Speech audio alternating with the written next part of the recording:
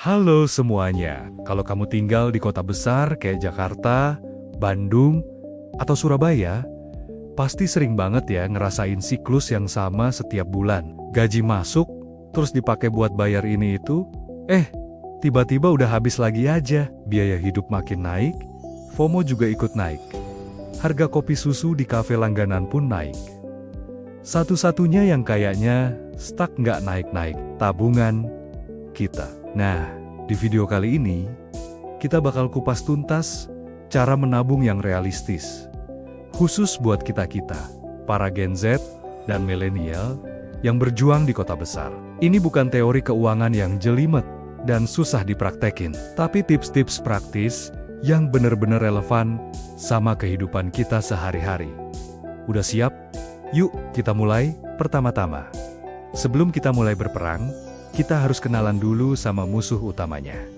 Kenapa sih susah banget nabung di kota besar? Faktor pertama yang paling jelas adalah biaya hidup yang tinggi. Coba deh hitung, sewa kos atau kontrakan, biaya transportasi tiap hari, sama pengeluaran buat makan aja udah makan porsi besar dari gaji. Kedua, ada yang namanya tekanan gaya hidup atau lifestyle pressure. Teman-teman pada nongkrong di tempat fancy, posting story liburan, kita jadi gampang kena fear of missing out alias FOMO. Rasanya kayak ketinggalan zaman kalau nggak ikutan. Ketiga, kita hidup di era di mana godaan pembayaran digital ada di mana-mana. Shopee Pay Later, GoPay Later, dan sejenisnya itu bikin kita gampang banget belanja sekarang bayar nanti, tanpa sadar, utang numpuk. Terakhir, dan ini yang paling krusial, adalah persepsi yang salah soal menabung. Banyak dari kita yang masih punya mindset, nabung itu nanti aja deh, kalau ada sisa uang di akhir bulan. Padahal, kenyataannya kalau kita nunggu sisa, yang nggak akan pernah ada sisanya. Uang itu sifatnya kayak air, selalu nemu celah buat keluar. Jadi, musuh terbesarnya sebenarnya ada di mindset kita sendiri. Nah, karena masalahnya ada di mindset, kita harus benerin dari akarnya dulu. Mari kita bangun mindset menabung yang lebih realistis. Yang pertama, dan ini yang paling penting, jangan menabung apa yang tersisa, tapi sisihkan dulu untuk ditabung. Ini kebalikan dari mindset yang tadi. Menabung itu bukan sisaan, tapi sebuah prioritas. Jadi, begitu gaji masuk ke rekening, hal pertama yang harus kamu lakukan adalah langsung sisihkan sebagian untuk ditabung. Idealnya sekitar 10-20%. Baru deh, sisanya kamu pakai buat biaya hidup sebulan. Dengan cara ini, menabung jadi hal yang pasti, bukan lagi untung-untungan. Mindset kedua, kecil tapi konsisten itu lebih kuat daripada besar tapi musiman. Anak-anak Gen Z sekarang sering banget bilang, ngapain nabung cuma 200.000 sebulan, nggak bakal ngaruh apa-apa. Ini salah besar. Yang paling berpengaruh dalam membangun kekayaan itu bukan nominalnya, tapi kebiasaannya. Disiplin nabung 200.000 setiap bulan itu jauh lebih baik daripada nabung 5 juta. Tapi cuma sekali setahun, pas dapat bonus, terus sisanya nggak pernah nabung lagi. Ingat, kebiasaan adalah kuncinya. Mindset ketiga, hidup seimbang, bukan hidup menyiksa. Banyak yang salah kaprah. Mikir, kalau mau nabung itu artinya harus hidup super hemat, nggak boleh jajan, nggak boleh nongkrong. Pokoknya hidup kayak pertapa di tengah kota. Padahal nggak gitu juga. Tujuan menabung itu bukan untuk menyiksa diri sendiri, tapi untuk mencari keseimbangan. Kita tetap bisa nabung sambil menikmati hidup. Kuncinya adalah mencari balance antara masa depan dan kebahagiaan hari ini. Setelah mindset kita benar, sekarang saatnya kita bahas strategi praktisnya. Ini dia, beberapa strategi menabung paling efektif yang cocok banget buat kehidupan di kota besar. Strategi pertama adalah teknik 50, 30/20.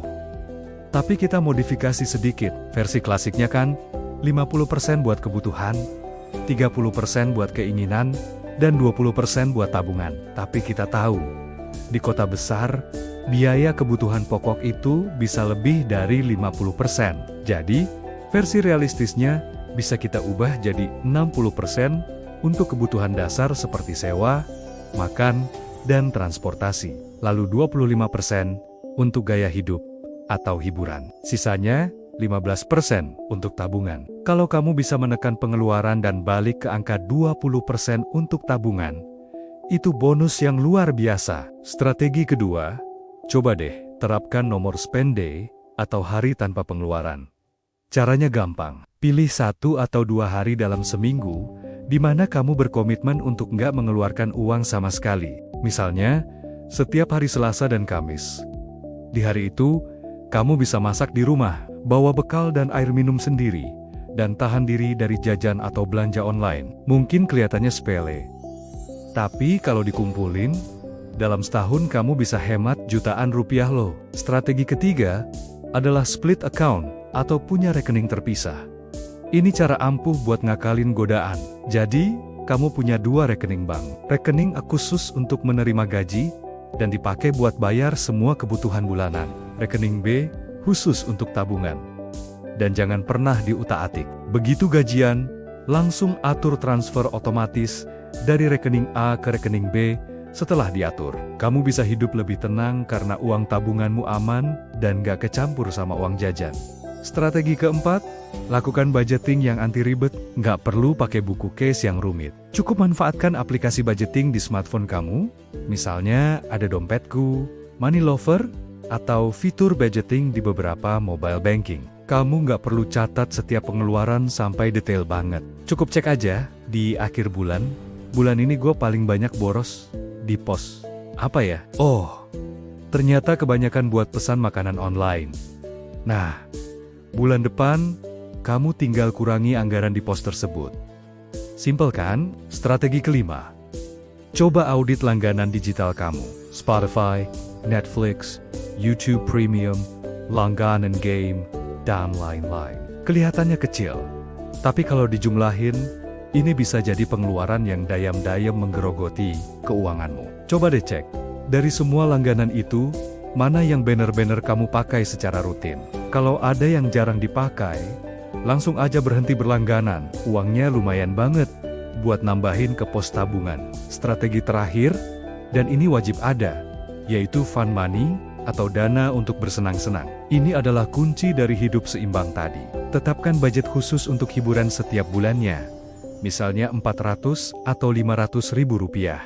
Uang ini bebas kamu pakai buat apa aja yang bikin kamu happy, healing, jajan boba, nongkrong sama temen, atau nonton bioskop.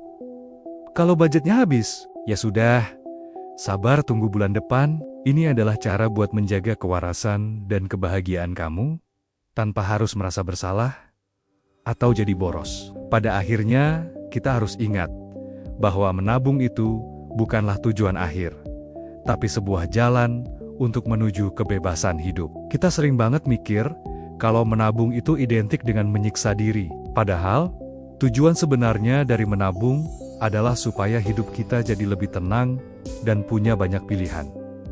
Coba bayangin deh, dengan punya dana darurat yang cukup, kamu nggak akan panik kalau tiba-tiba HP rusak atau perlu ke dokter. Dengan punya tabungan, kamu bisa ambil cuti dan liburan tanpa pusing mikirin cicilan. Dengan punya pegangan finansial, kamu jadi lebih berani buat pindah kerja atau bahkan resign untuk mengejar passion, tanpa perlu takut nggak bisa makan bulan depan.